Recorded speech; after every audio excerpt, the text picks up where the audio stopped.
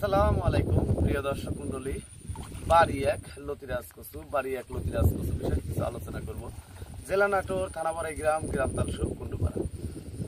এগুলো হচ্ছে অরিজিনাল বাড়ি এক লতিরাজ কচু। এই গাছটা আমি মধ্যে লাগাইছি, এই গাছটা দেখেন লতিরাজ কচু, এটা কোনো তিল নাই। আর এটাও অরিজিনাল বাড়ি এক লতিরাজ কচু, এটার মধ্যে তিল আছে। এখানে একটা জিনিস প্রমাণ পাওয়া যাচ্ছে, বাড়ি এক লতিরাজ কচু।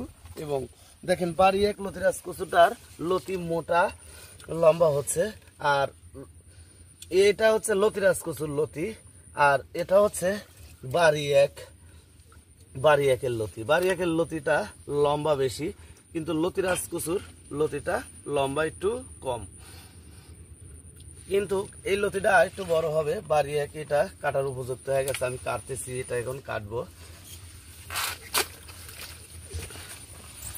দেখেন পুরা 2 হাতের কাছাকাছি এই লতিটা হয়ে গেছে।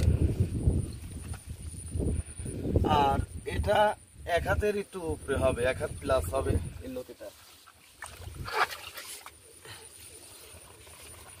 এই কচুটা লাগানোর নিয়ম, লাইনে 1 হাত পর পর, এক লাইন থেকে আরেক লাইন 1.5 হাত পর পর এই কচুটা রোপণের নিয়ম।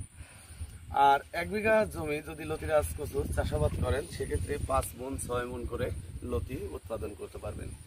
আর কচু লাগানোর নিয়ম, প্রতি শতাংশে 130 পিস করে চারা রোপণ করতে হবে, লাইনে 1 হাত পরপর, আর এক লাইন থেকে আরেক লাইন 1.5 হাত পরপর। আর কচু চাষের জন্য আপনারা সার দেবেন হচ্ছে ইউরিয়া সার, টিএসপি সার এবং দস্তা ব্যবহার করবেন।